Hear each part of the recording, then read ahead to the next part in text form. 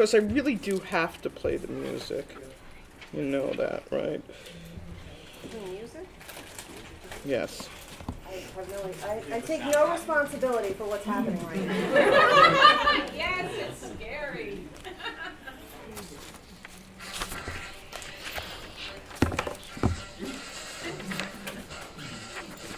It's not really loud enough.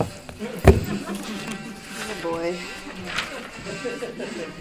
Okay, well, it's Halloween, so you're getting what you're getting. Welcome. I'm really happy that you all came. All right, that's good enough for now. I'm not giving up the lightsaber. I am really happy that you came.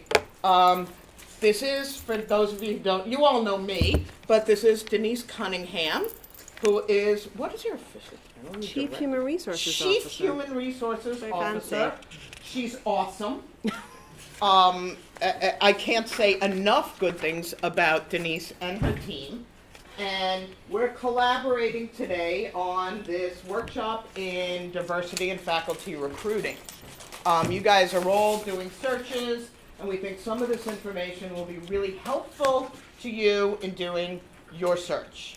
Yay. Because we want to get the best faculty that we can get, and we want to get the best faculty for Hofstra University and our students. So, thank you for coming. I'm going to turn it over to Denise, but you will still be hearing from me. I'm her partner in crime on this. Hi, everybody. Light side, dark side. So thanks again for coming. As Terri said, I'm the Chief Human Resources Officer. I've been here a little over a year. I started last July. I replaced Evelyn Suber Miller, for those that may have known her. Prior to my time here, I've been in HR for about 20 years, which is crazy, but I have. I did my undergrad here at Hofstra. I did my master's in Org Psych at Columbia. Spent most of my time in the corporate world. What are my people? Let me get along. Spent most of my time in publishing and in the corporate world, and then about 7 years ago I moved into higher ed. I love it. I just love higher education. I was in Columbia before coming back to Hofstra, so it's kind of weird how life goes full circle. So I'm really excited to be here and doing this. It's one of our first offerings of many, hopefully. It's a lot of content in an hour, so it's really just more to set expectations around kind of heightening awareness.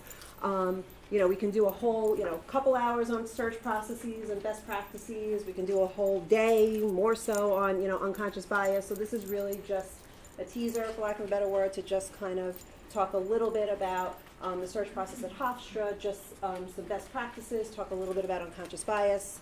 Any questions, comments, please feel free. In a preview for next semester, we're working on a unconscious bias in the classroom workshop. Yeah. So it's going to be really exciting. So Excited, very passionate about this stuff. So I've never been in this room before. This is really throwing me off. So you're fabulous. bear with me. And then they're telling me they're recording me, which I just don't ever want to see the video ever. So anyway.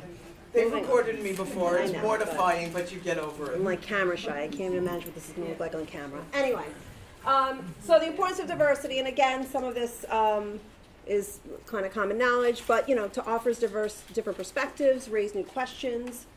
Research has shown diverse working groups are more productive, creative, and innovative. So that's the purpose and the importance of diversity. Hofstra Mission. Just to recap some of our mission and our policies, the university is devoted to recruiting and retaining a highly qualified and diverse academic community of students, faculty, staff, and administrators, respectful of the contributions and dignity of each of its members. I'm not going to read this all aloud to you, but it's in your handout. But this is our actual diversity mission statement. You can also find it on the Hofstra website. And I think most of you may know, if not, that we are in the process. We will be hiring a Chief Diversity and Inclusion Officer. So that'll be a new role for the university. So definitely more to come around diversity and inclusion as part of this. And then this is our EEO policy about we're committed to extending equal opportunity to all qualified individuals, et cetera, et cetera. Again, I'm not going to read the whole thing to you, but again, this is all on our website. So just to kind of set a framework as to just what we currently have in place and from a policy standpoint. I thought it would be helpful to start by just sharing some demographics. This is from the Hofstra Facts Book. So just to see from last fall, or just finished the data for this year. I haven't seen it yet, or really looked at it closely. Orange is faculty, blue is students. So if you look at kind of the white ratio, with 54% of our students being white, 80% of our faculty being white, and then if you look at the non-white, it's 46 to 20%. So, you know, you see the difference in demographics there. Gender breakdown. This is pretty good. We're kind of almost close to even. We're getting there. You know, students are 42% male, faculty 53%, with female students 58%, 47% faculty female. And then just kind of showing a little more between undergrad, graduate, and faculty, and what that demographic looks like. On the white is the, you know, blue is our undergrad, orange is our grad, and then the yellow is our faculty. So you kind of see the differences between, you know, over the years, as many of you know, our student body has shifted, but the demographics in our workforce have remained somewhat consistent, which isn't unusual. I mean, it's typical that, you know, obviously you have folks in roles that stay, you know, come and stay for a long time, so not unusual at all. So I just thought I would take a couple minutes just to familiarize yourselves with the recruitment process at Hofstra, so you can understand why it takes, you know, 3 months to get a job posted. So first it starts with the requisition and the posting requirements. So First, it starts with, you know, negotiations between the provost's office and the president's office. And we really try to do, I know not everybody thinks so, but we just gotta say, we really try to do our best for you. And we really start to streamline this a little bit more. But first, you know, there's a job requisition that needs to be filled out, and then there's the job description. And this is both. I'm speaking to both, just so you know. Also, there's administrator roles and whatnot. So I'm just giving you kind of a holistic view. So the requisition and you know, the description is developed. Once it's approved, it then gets posted on the various websites. From there, the interviewing process would start. Then the finalist is identified. And then once the finalist is identified, then comes the background and the reference check. Depending on where the candidate has lived, the background check can take anywhere from 3 days to 3 weeks. Certain states, they still do it manually, if you can believe that. For example, Massachusetts, it can take up to 3 weeks for that background check to come through. Then once everything's clear, the appointment form is completed, and that's the information where you're actually indicating who the candidate is and why they're the best qualified candidate, who was involved with the search and how they were identified, and then the offer is made. So that's just, again, high level view so you understand just what the process looks like behind the scenes. So questions up until... I'm going really fast because I know we're on like a very period of so We're on a tight timeline. So, and I'm sure you're just really excited to be here. So Well, they are. We got fabulous I'm highly faculty aware. and administrators here. So before we dive into like the content, if we could just take 5 minutes again. Some of this is exaggerated, but just take a couple of minutes to, you will still be surprised. I've been doing HR a long time and nothing surprises me, but let's just take 5 minutes and we'll dive into this. Okay, number 1. That is unusual spelling of your name. Are you Polish? Yes or no? Is that job related? Is that okay to ask? No. No, absolutely not. Okay. You don't sound if you're from this country. Where were you born? No. No, absolutely not. Bless you. This position requires fluency in Portuguese. Are you fluent in that language? Yes. Yes, absolutely. As long as it's job related. Obviously, if it didn't require somebody to speak Portuguese, you wouldn't ask that question. We need someone in this position who, I'm not even going to spend it. Yes or no? No. No, absolutely not. Should you be offered this position, can you show proof of authorization to remain and be employed in the United States? Yes, absolutely. It's a requirement. It's in all of our offer letters. They're contingent upon the ability to work within the U.S. The job requires some traveling. Is that going to cause trouble at home? No. It could say the job requires traveling. Can you meet that requirement, but can't attach it to any type of home arrangement? I see that you were in the Marines in 1868. Is your handicap a result of serving in Vietnam? No. It's not appropriate to ask about any type of disability. This is my favorite. Are you the main breadwinner in your family? No. I have to update this. I've been using this a long time. Do you have a lot of debts? No. Most in our environment, no. It could be in a financial institution where they do credit checks. It wouldn't necessarily be framed this way. The question would be, can you pass, a credit check or whatnot? But you would never frame it that way. But here we don't care.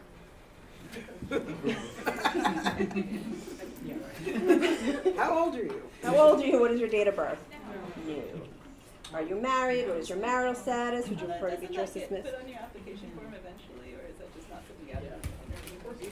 Which part? It doesn't happen until after the employment process. Okay. Yeah. So the offer's already been extended, and at It's a which good point? question. But yes, but good point. But at some point. I mean, eventually, if somebody is hired, you know, we do need date of birth for Yeah. a variety of reasons. No, it's not like, yeah. But as part of the interview process, it goes to, you know, the Age Discrimination Act, so. So would number 5 fall in the same category? No, Do you ask because them during the interview process or after the fact? Number 5. it depends. I mean, most of our like applications will say that, and we'll ask it. Sometimes individuals will say that if you're on a visa, and then you have to follow up and understand when does that visa expire, and or do you require sponsorship. So it depends. When I worked in the IT space, it was very common that when I was in HR for IT, they, you know, a lot of our applicants were, you know, seeking sponsorship. So it will become a common question. But we'd have to ask all the applicants. That's the thing. If you are going to ask, you have to be consistent and ask everybody. What holidays do you require for religious observances? No, absolutely not. We're by law required to make those accommodations, so there's no need to even ask it. Once the candidate is hired, we would make whatever accommodations need to be made. Are you planning to start a family? What foreign languages do you speak? Could be. It has to be part of the job, right? So if it was, you know, an Italian teacher, you would make the assumption that they can speak Italian, but you wouldn't necessarily say what other language do you speak because it could be interpreted, or we're trying to ascertain other type of, you know, background or whatnot. And the point is that all of the questions that you ask in a job interview and in part of the process have to be related to the requirements of the job. So it's tricky sometimes in the way you phrase it. So yeah, so for the Italian teacher, this job requires you to speak Italian, do you? But not like, hey, what languages do you speak? Because that sort of can get at other protected classes and characteristics. But, you know, Italian's one of the Romance languages. Can you teach Spanish in a pinch if we need a sub for another class? Or do you have, you know, enough fluency in French to teach French 1? But as long as it's job related. Yeah, absolutely. The context is Absolutely. important. How many preschool children do you have? What child care arrangements have you made? No, absolutely not. Where are you originally from? No. This job requires security clearance. Have you ever been convicted of any crime involving a breach of security? Yes, because they won't meet the qualifications for the job. We're going to skip 18 because I don't know what happened. 19, how will your spouse feel about you traveling overnight 50% of the time? I have to update this, but anyway. But, you know, it's just, but I think part of it, the takeaway is some of the questions, it's also making sure it's job related and how you frame it, because some of these questions might not be appropriate if there isn't a language requirement or things like that. So, so again, just to recap, you know, interview questions not to ask. Also being mindful, I know in particular, you know, sometimes in faculty searches or just other admin searches, you know, there is off-campus interviewing that takes place. So it's just a reminder that it is still an interview, right? And it's very easy when you're in a different environment to kind of maybe get more relaxed, or, you know, it becomes more of a social interaction. So you just want to make sure you're still being mindful of the discussion. Obviously, if the candidate is sharing things, that's up to them to disclose it. It doesn't mean you can't, they share that they have kids, it doesn't mean you can't talk about their kids. But you shouldn't be the one necessarily kind of asking that, because it is still an interview. And a lot of you know, when we interview faculty, you know, we bring them in for a day or 2 days, and you're spending a lot of time with the candidate, and you're spending time at lunch or at dinner. There may be a glass of wine involved, and that's okay, but you know, there's no overdoing it, and you just have to be mindful that when you're with candidates in a more social situation, that you've got to be careful. And always try to bring it back to the professional realm and to talk about the job and the university. And that's a time for a candidate to ask you questions, and they may be disclosing things. A candidate may say something like, you know, oh, I understand you have a child care center, right? So if they're asking for information, you can answer that. But again, that kind of information can't be used in the decision process. Thanks. Okay, I think that's But again, the big thing, the same standards of questions apply. So just be more mindful, and just while the environment has changed, the interview is still the same. So, okay, so we're gonna. Is this gonna just start going? Is this going? What's happening? Oh, there's no sound. I have no idea how to. Oh, leave it to me. This happens all the time. You're the best. I feel like I'm getting like a glimpse in your world right now, everybody. This is so exciting. I'm gonna call IT. $100 a year more for every extra inch of height. And in U.S. presidential elections, the taller man has. I'm just gonna An start this. American study found business graduates earn $600 a year more for every extra inch of height. And in U.S. presidential elections, the taller man has won 17 out of 21 times. So, to test whether size really does matter, we took 2 actors to the streets of New York. Marcus and Melvin are almost identical. Same age, similar looks, just one obvious difference. Marcus is 6'4", and Melvin's 5'2". But who looks more successful at work? First, tall man Marcus. He's a lawyer, doctor, and then accountant. I would say he's an executive who likes sports. Probably earns about $500,000 a year. 54, 58, probably close to 60 a year, 60,000. I would say maybe 100,000 a year. He looks like a tycoon. Now, short man Melvin. He's little. Maybe a cook. Like a cook. I think he's a quiet guy, and he's not very happy. Situation right now. Millions you couldn't have been fancy, but good enough to live on, yeah. Minimum wage, I guess, 20,000 a year.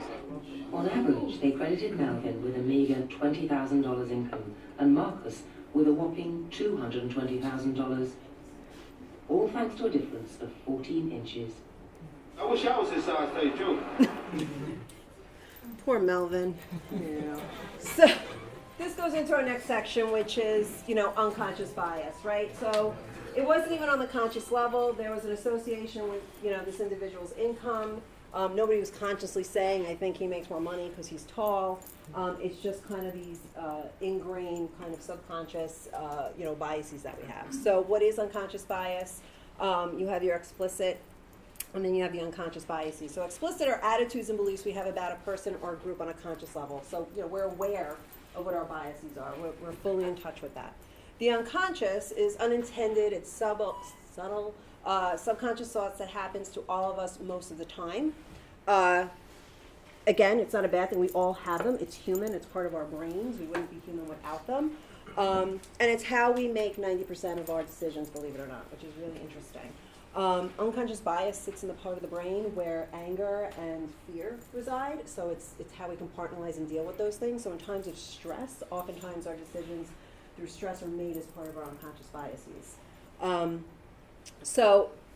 I can't pronounce her name correctly, but Mazin Bajij is a professor at Harvard. She's done extensive research on unconscious bias, wrote the book Blind Spots.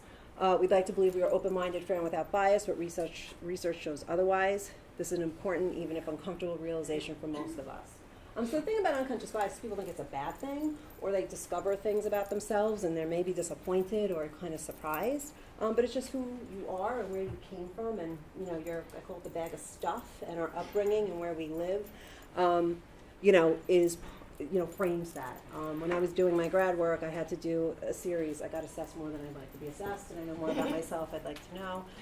We've done a lot of those things. And I did a lot of cultural diversity, and it was just, I was upset, when I learned kind of how, from a diverse standpoint, how I looked at the world, and it wasn't.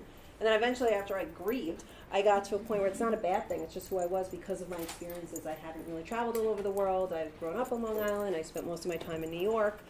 So that's kind of where a lot of who I am and how I am has come to surface. But now I'm aware of certain things, and I question things and ask questions I would have never have thought about asking before.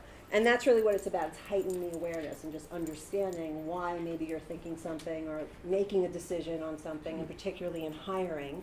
Why do I like this candidate over this candidate? And just taking a pause to ask yourself that question. So it happens without unconscious bias, or implicit bias happens without us even knowing it. As I mentioned, it's approximately 90% of our decisions are made by our unconscious minds. There is, if you're ever, on a Thursday night having a glass of wine and just want something to do, you can do the implicit association test. It's free. It's actually super interesting. There's a whole host of quizzes you can take. They have gender bias, they have sex bias, it's all a series of different questionnaires, and it'll tell you. Tonight. What? I'm so doing that tonight. I did it last night. My husband's like, what did you do? I have a real fun night. I was curious to see if anything changed. But it's just interesting because it's, at the end it tells you where you may have a slight bias to one group versus another. So again, it's heightening that awareness and just learning about yourself. And there are things that show up that you're not even aware of, and that's the whole point. So what is it when we talk about it's unintended, it's subtle, I can't say that word, and it's a thought that happens to most people much of the time. Attitudes and stereotypes we develop based on characteristics such as race, age, ethnicity, religion, or appearance. Again, it's part of who we are and what we've come from and our bag of stuff. So the research, I get nervous talking about research in front of a room full of faculty, I'm not going to lie. No, you should feel relieved. Okay. They get it. They actually get it. Right, guys? No, I'm loving it. I'm like, it spans over 30 years. Numerous studies across different disciplines. Obviously, with what's going on in the world, we've heard a lot. There's a lot of attention being put into unconscious bias and how that frames decisions in everything from government to healthcare, education. It might be they believe that, what the research is showing, that it could be a better predictor of behavior than explicit bias because, again, how our brains work and where it shows up. And it's possible that our implicit associations don't necessarily align with our explicit associations. So because it's unconscious, they can be disconnected. So just interesting. There are different types of biases. So what you say versus how you say it. Research by Jennifer Kramer with the University of Kentucky found that 2 out of 5, or 40% of Americans, associate a Southern accent with being uneducated. Again, not at the conscious level, right? It's just these, kind of things in the back of our head that we're not even aware of. In a review of literature, accented individuals perceived as less pleasant to listen to, less intelligent, less loyal, and less competent than non-accented individuals, right? I used to work with a lot of the Brits, and I used to work with a lot of them, and apparently it's different, as I'm sure you know, those accents are different, but you hear like a British accent, and I'm like, oh, there's just this kind, and I didn't realize it at first, but, for me it was like, oh, they sound so educated, it was like this, subconscious thought in my head. I just think I like the accent, but it doesn't necessarily mean that they're more educated than anybody else, but it's just interesting, again, how somebody speaks, these perceptions can be made. Then and we see this a lot in recruitment. I actually have from our very own Camilla an Shout article. out to Kamala Shahani Denny, who has published a lot of work in this area. Yeah. So, My colleague. and I actually remember learning about this when I was here. One of my courses about how it shows up in the hiring process. And what Camilla's article speaks to is that there is, the research shows that it's just, again, it's unconscious, that attractive people tend to do better through the hiring process. However, that tends to decline when the jobs become more senior or jobs that tend to be occupied by males, and it becomes a disadvantage. Meaning, if it's a receptionist or an assistant role, the research shows that the more attractive the folks tend to get those roles. But as you get more senior in the organization, it becomes, again, unconsciously viewed as a negative. Especially for women, there's it's actually, there's a term for it. It's the beauty is beastly effect. So at least in corporate America, as the role in the organization you're interviewing for gets higher, if you're an attractive woman, you're basically considered, like a dumb blonde or something, I mean, I'm really bringing it down to its base level, because you guys all know me and I'm very direct, but it does still happen, and there's been, I mean, this has been shown by more than just my colleagues' research, so it's still out there. Again, a lot of unconsciously, like, oh my God, she's so attractive. How could she have a brain in her head and be a CEO? And I think it's more so for women than men, because at higher levels, attractiveness is a positive for men. Okay. So hiring bias, just to talk a little bit about a study that was done. It was done between Harvard and Northwestern. It spans over 25 years. Total 30 studies were conducted out of 55,842 applications. They reviewed 326 positions. And after all this time, with all the legislature, EEO, all these things that have been going on, what they noticed is that has been no change. So there's been no movement in the needle in terms of how we're hiring candidates. So the findings were there was a modest decline in discrimination against Latinos. There was no change for African Americans, and whites on average received 36% more callbacks than blacks did. Again, this is, a lot of this is unconscious. It doesn't mean that somebody's outwardly discriminating against people. It's just kind of how we're ingrained. Another study was done. This was one of the largest studies on unconscious bias at MIT and University of Chicago. Applicants with typically white names received 50% more callbacks for interviews than those with typically black names. White candidates in general received higher callbacks than black candidates. Again, it's even kind of looking at resumes and not even knowing what somebody's race is. So it shows that it's unconscious because you don't know at that point what race or ethnicity somebody comes from. Again, but we make guesses, and the idea, and the takeaway here is that when you're going through candidate CVs, look at their qualifications. Pay attention to their qualifications. Forget what's on top of the resume. Yeah, to that point, coming from the IT space, Google, everybody knows Google. Google has so much money that they have like their own people within Google just doing all this research on how people operate and whatnot. It's like an HR dream. And what they have started to look at and what they consider doing is doing blind removing the schools from the resumes, so you just know that the applicant received a degree, so there isn't a bias towards a particular university that somebody graduated from, potentially removing the names, because again, assumptions are made and it's that unconscious bias that starts to show up, and that's something that they're looking at to start kind of increasing diversity. In particular, I think also kind of in technology, it's 80% male versus 20% female. So also trying to, change the gender demographic. This I find fascinating, and I can't even take Elizabeth in my office, who is the manager of learning development, who's actually conducting a 3.5-hour workshop on managing unconscious bias. She pulled this up. So this was in the 1970s, the top 5 orchestras in the U.S., that would be the Boston Symphony, Chicago, Cleveland, New York Philharmonic, and Philadelphia, had fewer than 5% female. In the 1980s, the figure rose to 10%. In the 1997, it's 25% female, and today it's greater than 30% female. Can anybody guess what changed over those years? They interviewed the applicants behind the screen, so they could only hear what they were playing, they couldn't see them. Yes, the blind auditions. And then at some point they had them do it barefoot, because what they were finding is the shoes would give away if they had heels on.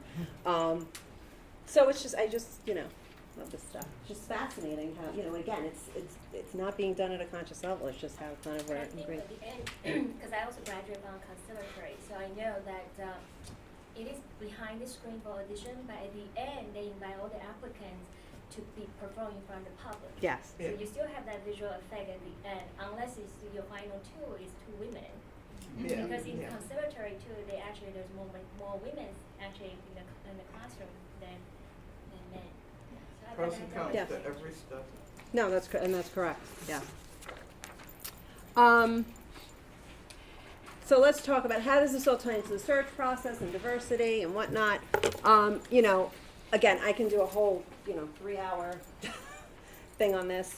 I want to put together kind of a real like a guide for everybody, which maybe over the next coming months. We are working on. We are? weren't we? We got a little distracted. She got distracted. Let's just be clear. Yeah, I got this big thing Yeah. from middle states. No, we're working on like an actual guide with some best practices and whatnot, because I think it'll be helpful for everybody that's on a search committee. But, just some nuggets of information. Create a diverse search committee, including where possible underrepresented members. So be conscious of who's on your search committee and what you're looking to attract. Create a search plan, including broad outreach. Leverage the networks. I'm sure many of you do that already. But again, in particular, if you're looking to increase that diversity, reach out to your colleagues where they might have, other diverse candidates that they can recommend. Advertise broadly. We do that, and I do want to share that we are a member of HERC, which is the Higher Ed Recruitment Consortium. And the hyperlink is in here, and we can share this out because there's a few hyperlinks in here for you guys. And basically, all of our jobs now, when we post them on the Hofstra website, they automatically get pulled and brought into the HERC website. So it's a consortium with over 700 universities dedicated to diversity in higher education. There's lots of other resources, but it gets posted to Google Jobs, and it's a really great.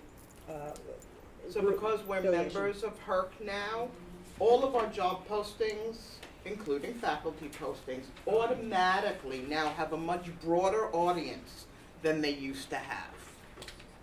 It's really cool. It is cool. And then ensure each candidate is evaluated on the criteria listed in the job ad. You want to make sure you're being consistent. And it's always really helpful, my dad was in the military, they're called after action reviews, but a first search debrief. You always want to go back and look, kind of, what did the candidate pool look like? Where did we, because the reality is you can only get, your hiring is only going to be diverse as your applicant pool. So for example, when I was at Columbia and I was HR for IT, there was we launched the Women in Technology Initiative, and we wanted to kind of, change the 80% number. And what we were finding when we were looking at the data is the applicants weren't even there. We would get 100 resumes and maybe 10 were female. So it's, I did a lot of research on it. It goes all the way down to kind of how, girls and how they just tend to, by the time they're between 8 and 10, they lose interest in engineering. So it's just kind of how we, again, part of how we're wired. Males tend to gravitate towards the math and sciences, females not so much. And, that's why there's a lot of work being done in the IT space to kind of get girls interested in technology from a very early age, so they stick with it. But they tend to fall off around 14.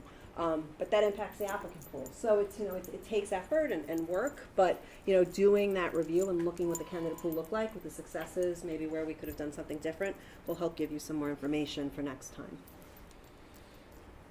Suggested interventions, big org psych word, to help kind of with biases, and again, document the search process. Educate your fellow committee members, make them aware, hey, what's making you think about this candidate versus that candidate. Talk to them about what unconscious biases, what hiring biases are, where they show up. Obviously have a diverse candidate pool. You want to have a specific evaluation criteria. It helps keeps everything consistent when we're looking at all the candidates. It avoids things such as elitism, meaning making associations with certain schools in terms of how qualified they'd be for the role, shifting standards, maybe holding one group to a particular standard versus another. Ranking prematurely, maybe rushing to kind of rank somebody on their accomplishments before even really having them go through the interview process, and rushing to judgment. I'd also suggest, I don't know what's on your next slide, so maybe I'm suggesting prematurely, but the research shows that the unstructured job interview basically sucks, and it's really not predictive of job performance. Because people left, and look, that's going to happen because you've got candidates coming, you've got discussions going on. But I would suggest that every department that is doing a search prior to the interview process develop a set of standard questions that everybody gets asked. Ask them in the same order. Ask all of them to everybody, because then you have a commonality with which to compare them, and you really, those are the key questions that you need. And we can't do that for you because you guys know what you're looking for in a faculty member. So I would suggest that you all take the time to do that prior to the interview process. I am working, part of the best practices of search committees, I'm hoping to include at least a couple templates which might make it easy, where there'll be some set criteria and you can leverage that and use that as a resource versus having to create your own. You know, so to Terry's point, then you have kind of a rating sheet, and every candidate is getting rated against the same criteria, so. That was it, so, come on, I flew through that. I'm was so sure we worried. probably have some questions. Yes, You yes. got any I questions? just want to do my plug. Plugs. Yes, my plug. Come to Fred workshops, So, yeah. yay! Fred, there's going to be February 13th, a Managing Unconscious Bias in the Classroom. Fred. I am the face of Fred, yes. That's now captured for posterity. Yes, it is. We're nothing if not fun in the provost's office. I see, yeah. Managing Unconscious Bias is a regular, we promote this through Hof News, and this is a regular session, training that we're now offering. You're all welcome to attend. And developing cultural intelligence. This is a really great workshop. You do an assessment in advance to kind of see what your cultural intelligence is, for lack of a better word, and then you get the feedback and you work through it in the workshop. So you can also email learning@development@hofstra.edu. Elizabeth in my office is great. She's done a lot of work in this space. She's also been doing, some departments have reached out to have her do customized workshops for their groups. So, that's always an option as well. So. And you can also call my office and either me or Allison, check out the Fred website, because we've got a bunch of workshops we've already given, which we will customize for your department. I'm happy to come and do some of those. And if there's anything that our office can also develop for you, whether or not it has to do with human resources, anything that might help you guys do your jobs, please reach out to me, and we can collaborate on developing things either for the university or for your specific departments. I was just going to add that another excellent source for information about hidden unconscious biases is NPR's podcast, Hidden Brain. That's, fantastic to listen to. And that is, and I can't ever remember his name, and I believe he's a psychologist at NYU. Okay. Yeah, I've heard of that one. Yes, yes, that's Yeah, it. Scott knows it. Shankar Vedantam. Yeah. Go, Scott. He's on the radio. I've never seen it. Any questions, comments, burning desires to say anything? Anything we can help you with while you're doing your searches? If you leave here, because like students, you're not going to say a word. You're going to leave here and you're going to have 10 million questions. Please feel free to call either Denise or myself, and we are happy to help you. If you want help developing some standardized questions, if you want to run them by me, if you want suggestions, just reach out to me. Happy to help. Happy Halloween, everybody. Happy Halloween. There's 2 articles here if you're interested. Thank you so much for coming. May the force be with you on your searches.